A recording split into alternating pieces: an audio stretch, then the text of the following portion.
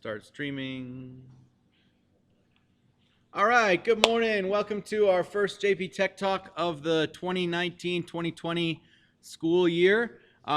We are going to have lots of fun in photography classes here, but we also need to learn a little bit about Photoshop.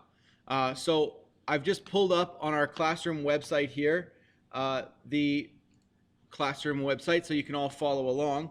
You need a set of images. So I need everybody to go to the classroom website. You're going to go into Comtech 10 Visual Composition. And the former tutorial that is here, if you scroll kind of 2/3 of the way down the page, you will see the Photoshop Basic Skills tutorial. We are going to change it up. I'm going to make a new one. So as much as I like this part 1, 2, 3, they're awesome videos, but they're very much too in-depth. I wouldn't consider them basic skills. They're not beginner level Photoshop. A lot of them tend to get a little more advanced. So we're going to make this new tutorial today, and hopefully it works well for everybody, and you get to learn lots in the process. What we need though to get started is some images. So we will click on these Photoshop tutorial images. This link here brings you to my, it is a Google Drive link. If you are signed into your Google Drive account, it might look a little different depending on how you've logged in. If you're not signed in for the day, it'll give you a very generic look to this. I happen to be signed in as myself, so obviously I get full ownership of all these items. Long story short though, you want to select them all. So if you want to select multiple items, really basic computer skill, you want to hold the Shift key and select all the way to the bottom. If you only want to select single items, you would hold the Control key on the keyboard, and I can select specific items. I don't have to select the entire batch. In this case, I want the entire batch. I'm going to right click on them then, and there's a bunch of different options. The one that I'm looking for though is download. I want to download all these images, and because we're using Google Drive, it will automatically zip those into one folder, a zip folder, and it will bring them down as one piece. So I think, if I'm not mistaken, you can all just select them all. You should be able to then find the download button, whether you right click on one of them and select download, or sometimes it pops up at the top where there's the option to download. But generally it takes a little bit, obviously, because there's 32 of us all trying to do this at the same time. Our bandwidth in our school is pretty good, but it's not amazing. So as you can see, it's zipping the files. It gives us a progress bar. While it's doing this, while it's downloading, this gives me a chance to, we'll go back to Photoshop and we will let this download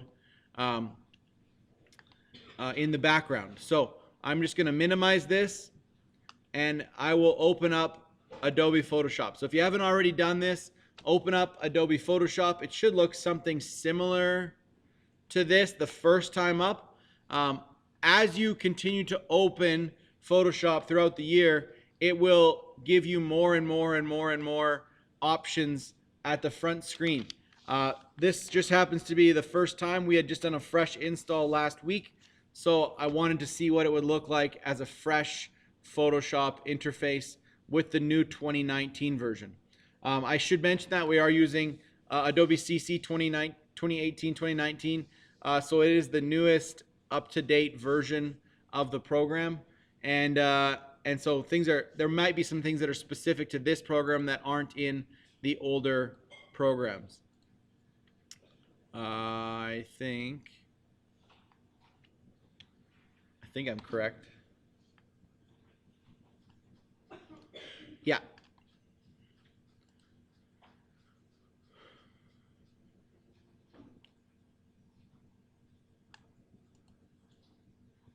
So this is the 2018 version, release 20.05. Okay, most of you, I think, are sort of starting to follow along here. Your pictures should be downloading in the background if they haven't already finished.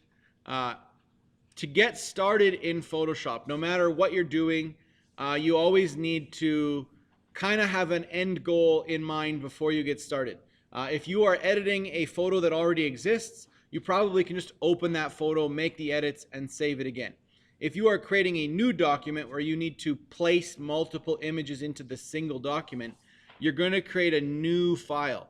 So in this case, step one, or one of the key points to getting started in Photoshop, is knowing how to create a new file. So we're just going to hit create new here. There also is, if this doesn't show up, if your window doesn't look like mine, you can go to the top and just say file new, and it's going to give you the exact same thing. Or in this case, the shortcut would be Control N on the keyboard, gives you the shortcut for a new document. If everybody does that, if they create one of those things, so hit the button, go file new, or Control N, you should get this window that will pop up giving you lots of different options.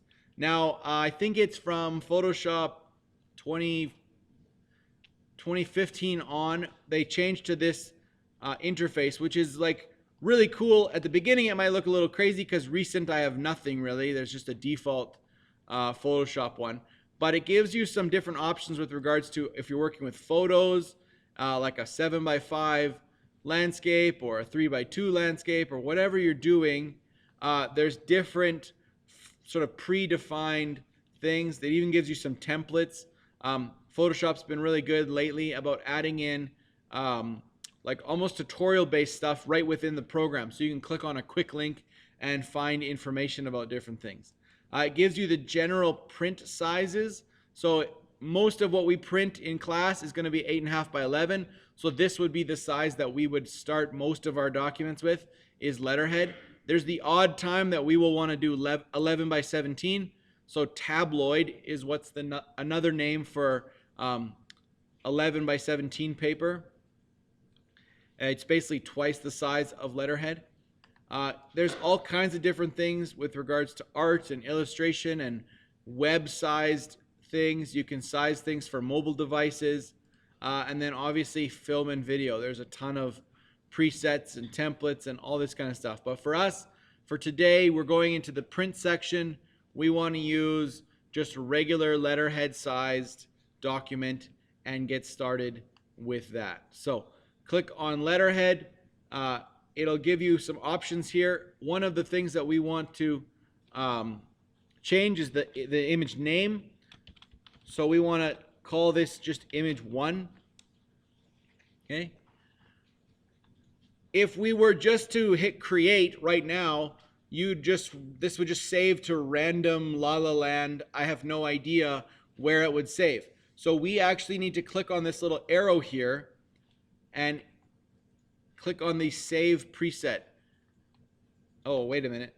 They changed that. Okay. Well, that's cool actually. We have that saved, but that actually didn't do at all what I wanted it to do.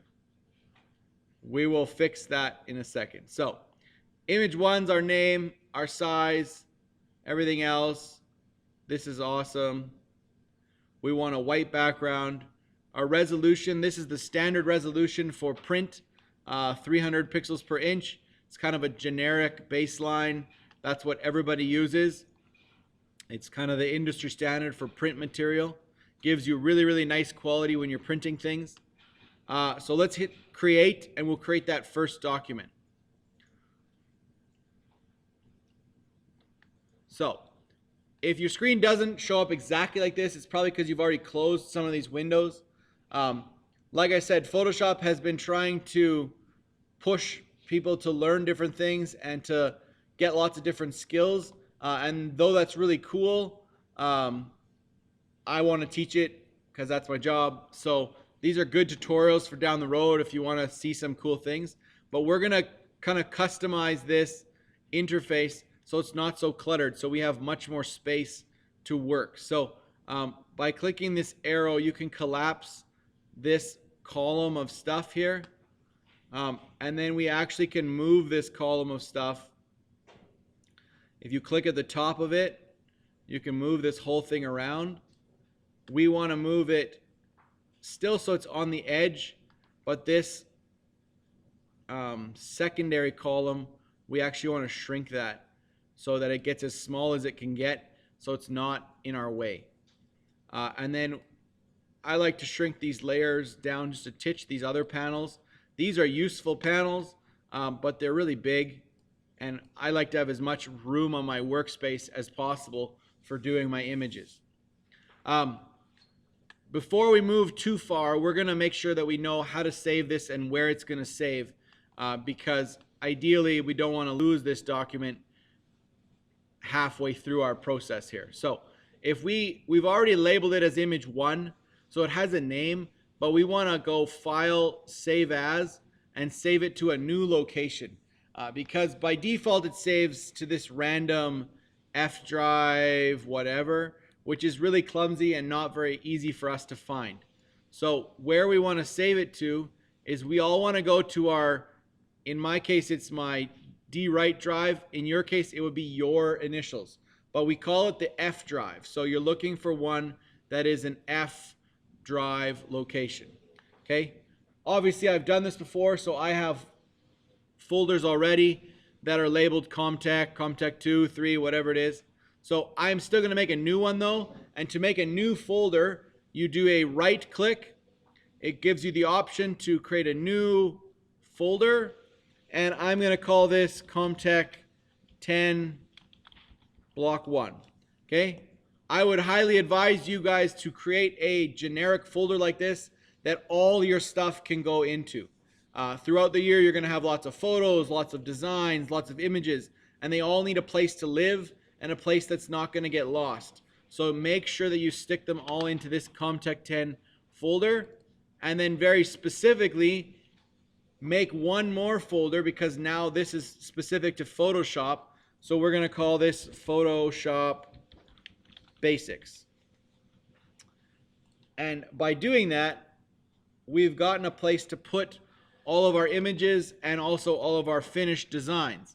So now that we have image 1, if we click on Photoshop Basics, this image 1 PSD, which is a Photoshop document format, will save into this folder.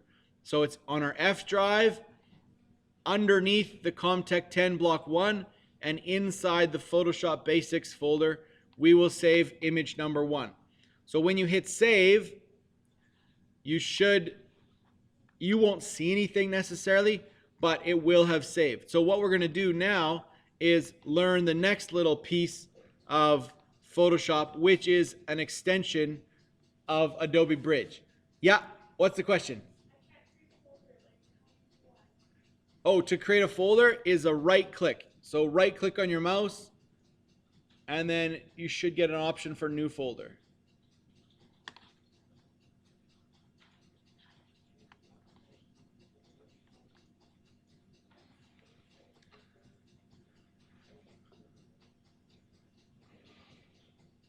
While we're fixing that, everybody else, open up your Adobe Bridge.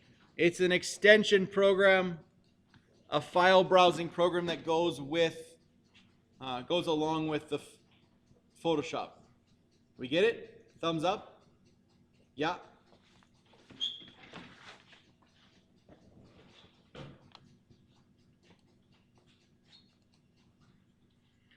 Okay, so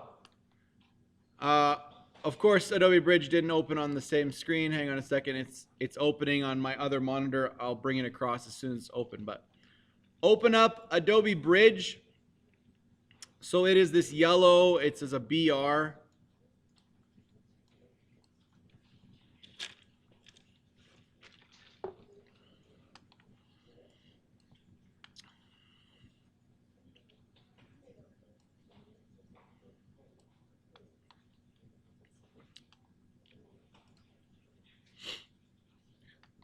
Adobe Bridge should pop up. It'll look similar to this.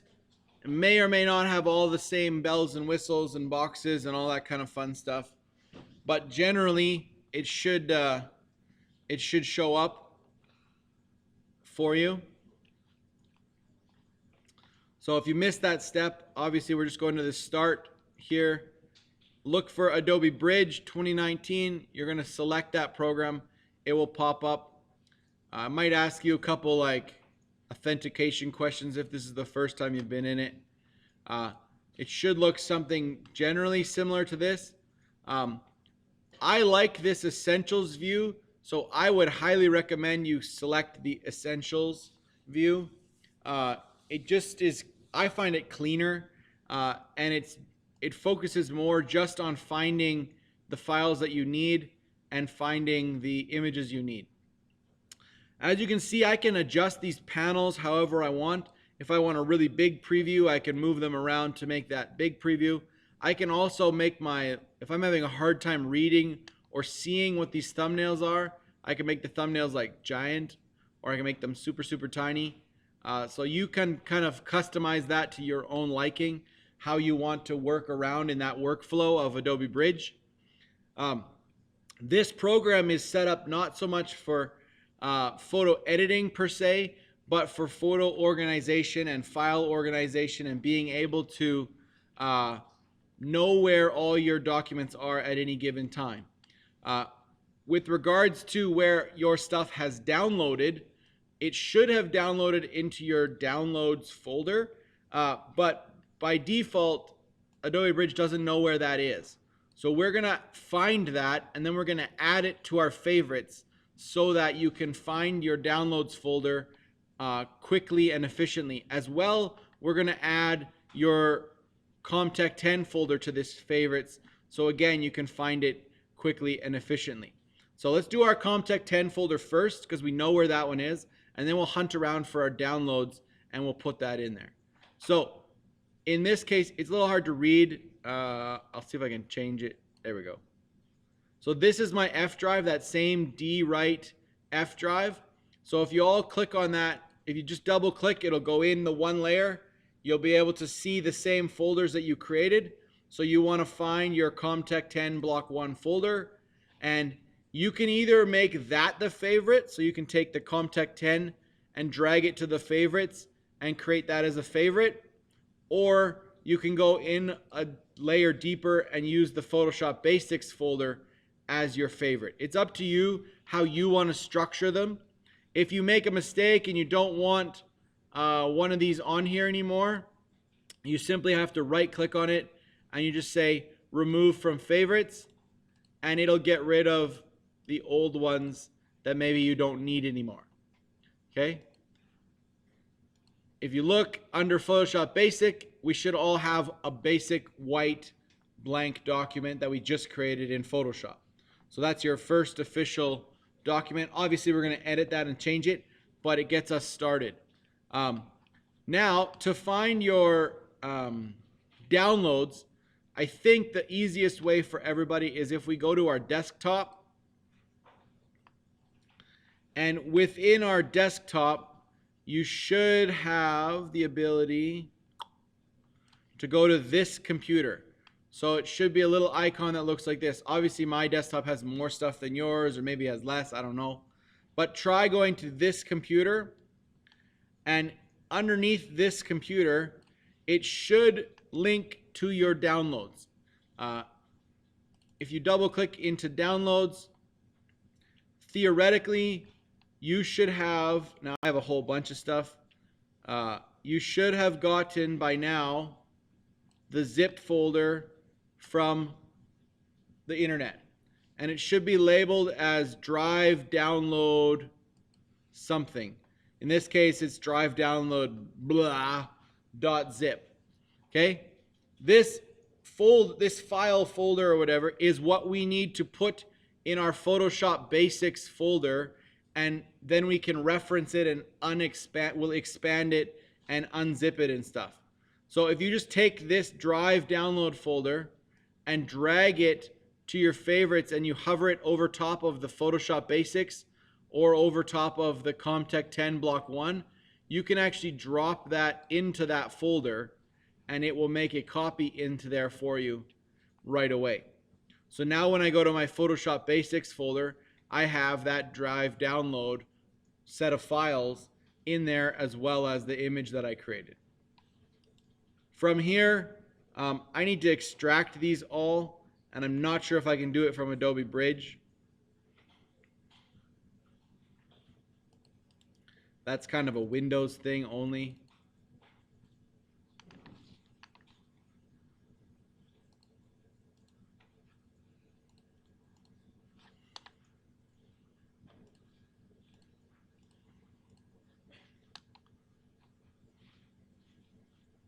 In my case, if I double click on them, it opens up the tool I've been using, the zip tool that I've been using.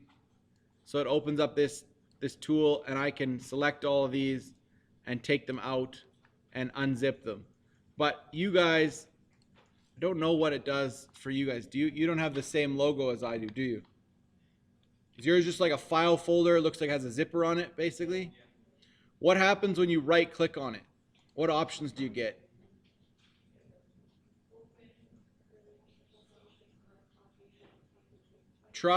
Just try double clicking it and see what happens.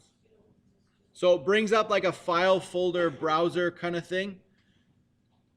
If you if you move the browser just slightly to the right, so similar to what I did with this program here, just move it so that you can see, move it to the side so that you can see the files you want to undo, as well as you can see your folder. You should be able to just take the ones you want to unpack and drag them into here, and it will automatically unzip them into that folder for you. And you can drag them one at a time or multiples at a time, but it should be able to unpack them if you just grab the image and drag it across. Okay. Either way, you should now get a folder. If you've done it correctly, you should get a folder that looks something similar to this with a bunch of images.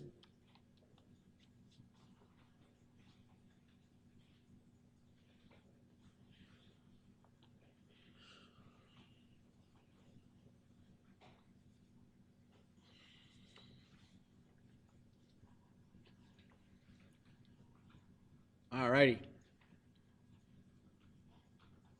Does anybody need more time for that? I think it's fairly straightforward. Is it working? No, not working, or it is working?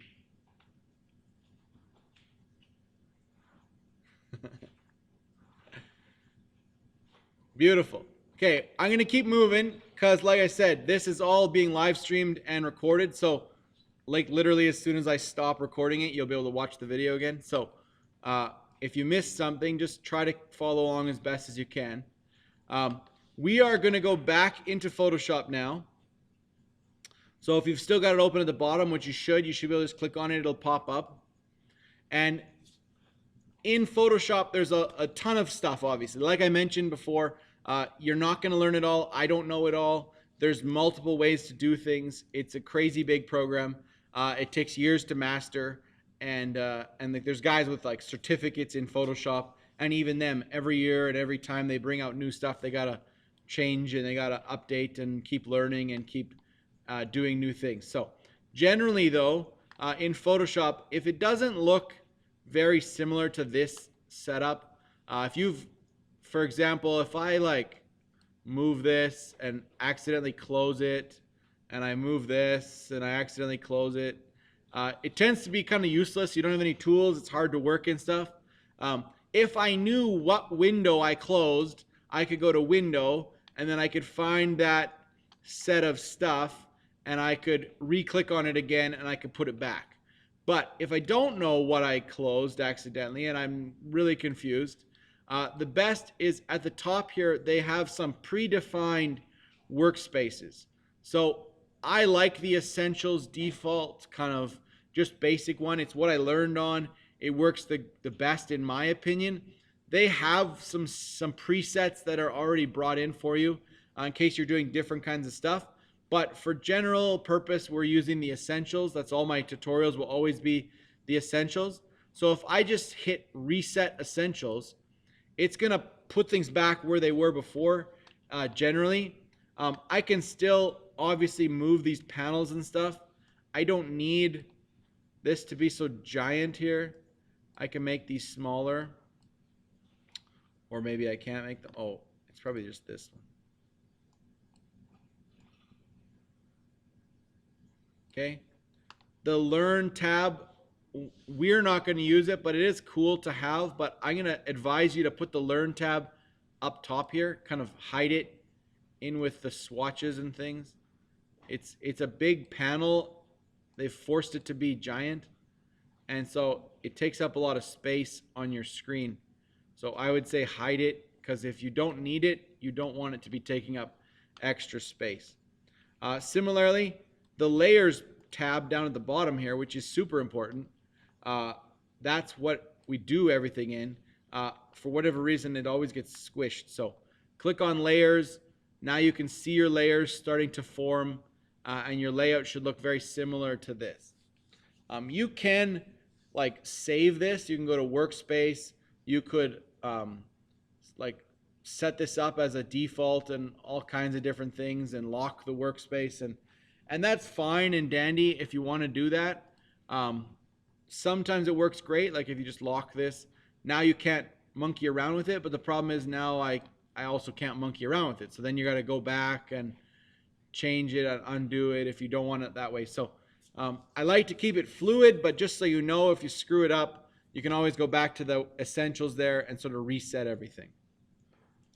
So we know how to start a new image. We know how to save an image. Now we need to do something to this image. There are lots of tools down the left-hand side here. The top one, probably the most used tool, is the Move tool.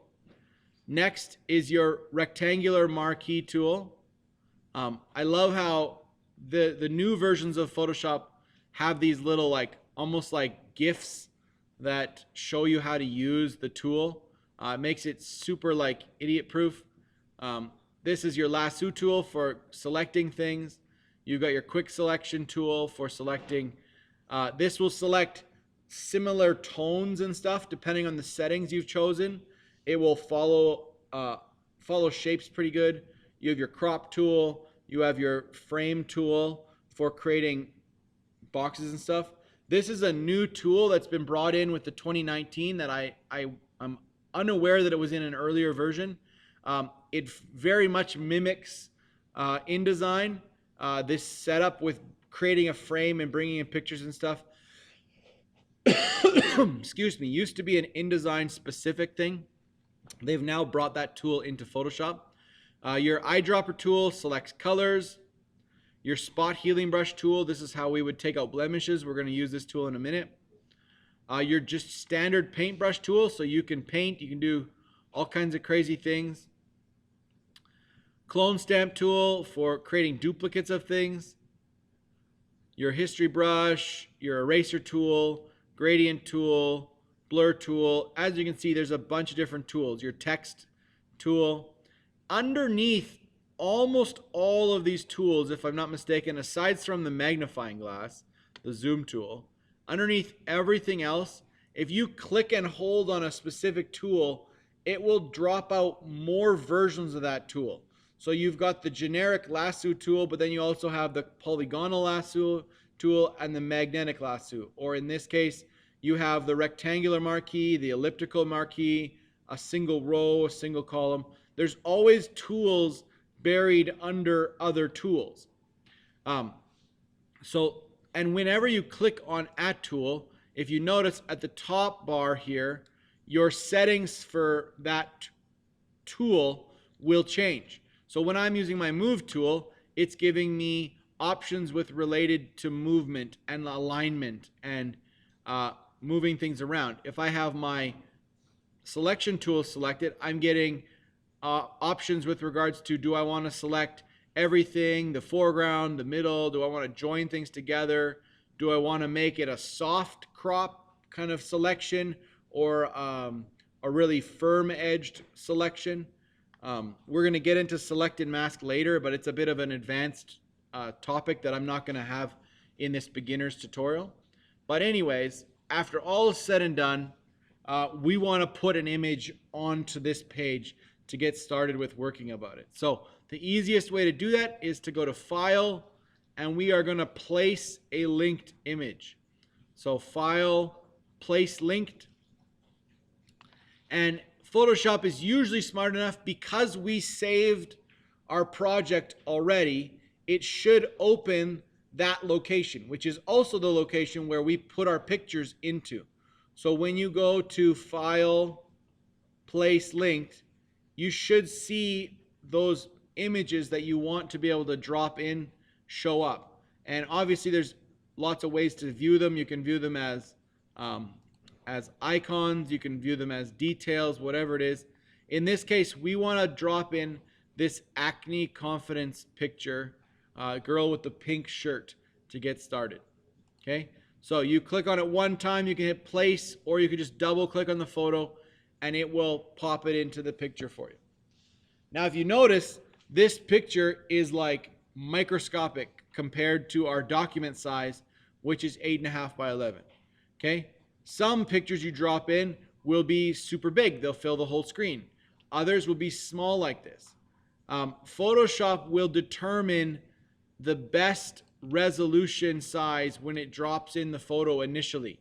It's not gonna what I would call overscale. I'm not sure what the true name is called, but I think overscale is a pretty good term. It's not gonna scale it bigger than what the original resolution is and works with.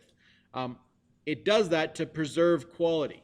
You can manually overscale something. So in this case, we are going to scale this up to fit our page widthwise. Okay? We're going to leave white at the top, white at the bottom. We'll get rid of that in a little bit. For now, though, it's super blurry. When you scale this up, it will be incredibly pixelated because Photoshop is just giving you a really quick representation of what's going on. Now, something that's new to 2019 is the way that things scale in Photoshop. They used to, by default, they would scale unproportionately. So they would actually scale, oops, not like that. They would scale like this. So I could make her like way skinnier. I could make her way wider. All kinds of weird things that would mess up the proportion of a person's face. They did this for the last 12 years or more that I worked in Photoshop. The default was a non-proportional scale. And in 2019, they've now flipped that.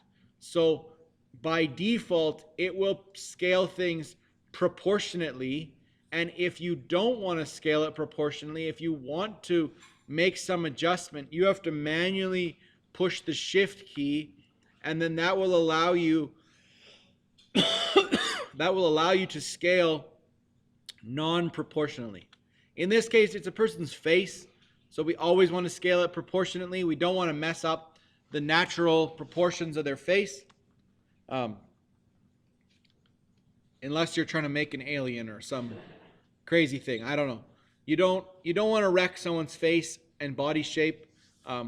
There's enough problems out in the world right now with regards to body shaming. If someone is the size they is, that's them. That's special to them. So you don't want to mess that up. So be careful when you're scaling faces and people. If we're happy with our scale and we're ready to go, we will hit enter on the keyboard, and that will deselect this image and it will allow it to be there. Now, if you notice, it took a second on my computer. I don't know about yours, but it actually will process that image using the original image as a guide, and it will clean this up amazing. It scales it up so good to the size that we're working at. Photoshop has gotten better and better and better over the years at being able to scale images up and interpret the pixels, and does a bunch of algorithms and stuff to make them as clear as possible. By no stretch of the imagination is it perfect.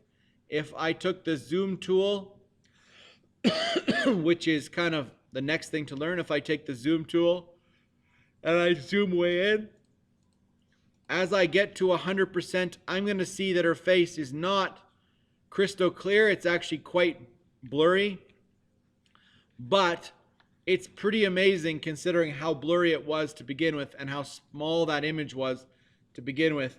Photoshop does a really good job of cleaning that up for us. Now the zoom tool is cool. By default, it's positive. It's a zoom tool. So as you click on it, it zooms in. If you hold on your keyboard the Alt key, when you select and click, it will now back up. It will go minus. So it alternates between forward and backwards depending on what you're doing. A quick little shortcut, something that you'll use probably a ton, is if you hold the control key and push the 0 key, it will automatically scale your image to fit the screen. So it'll make it as big as it can to get the whole image fitting on the screen. When I learned the control 0 thing, it changed the way I did a lot of things. It really, really helps to be able to do control 0 and to just zoom just to full screen, and you get everything to fit in the screen. In this case, because we're working with a picture that doesn't actually fit the page, we're going to learn the crop tool. So we want to crop off this white stuff and just be left with our picture here. So the 5th tool down is the crop tool. Select the crop tool. It will automatically bring up these, how should we say, selection handles, and I can bring it down, I can bring it up, and there is my new crop. If I was, say, cropping something for Instagram and I wanted it to be square, excuse me, wow.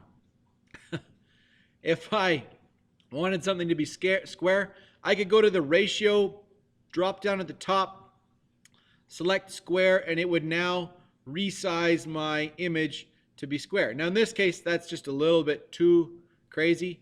I'm going to go back to just generic ratio. But when I do that, it keeps the 1-to-1 ratio. So I actually need to clear this ratio out. And then I can reset this to whatever the heck I want to set it to. So in this case, I'm going to pull this out and make it back into a landscape photo. So I've got that white space on either side of her head. When I'm happy with my crop selection, I can hit enter and I can save that crop. It will crop it for me. If I go back to the crop tool and I hit it a second time, in this case we had a white document, so you could add this back in again. If I was to say crop it here accidentally, and when I hit enter, I go back to the crop tool.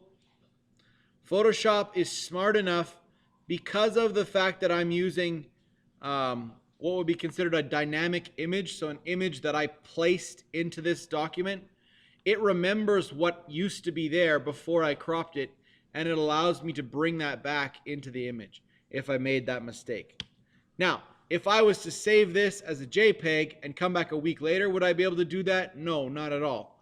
But because this is a Photoshop document and it's what we consider a non-destructive environment that we're working in, it works really well being able to crop things and move things around.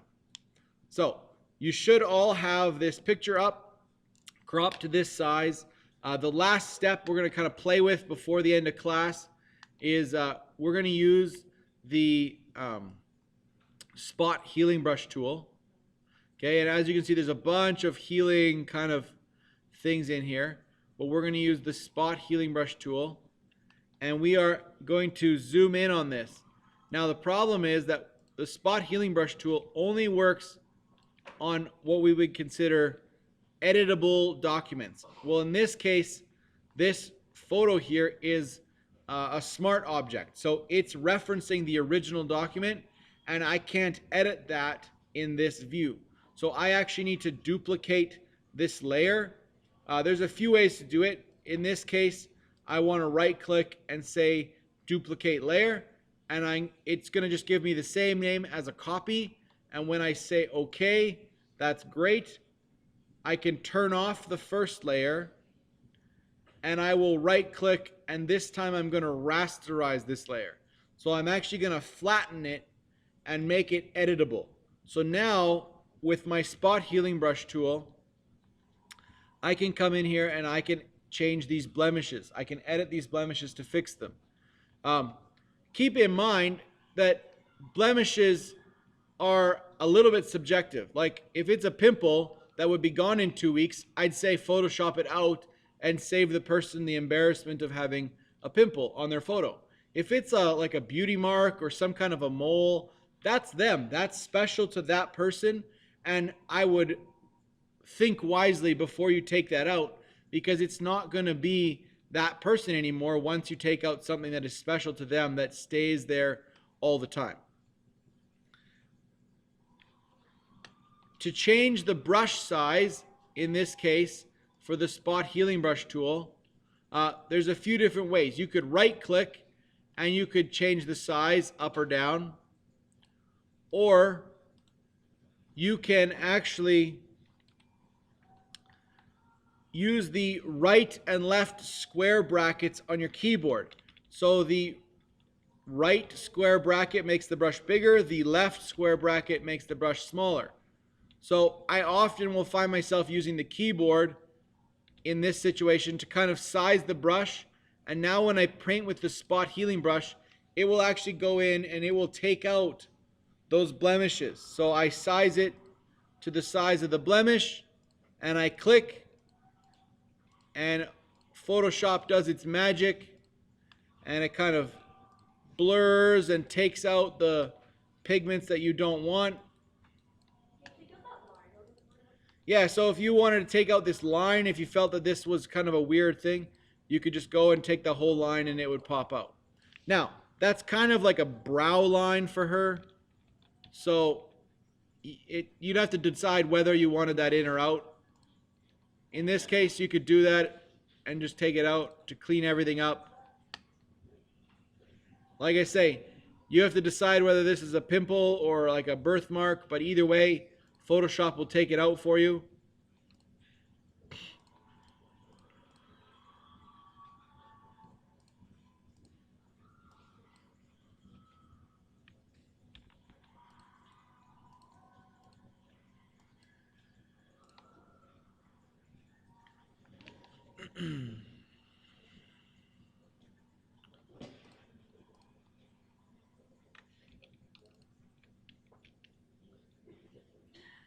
Once you are reasonably happy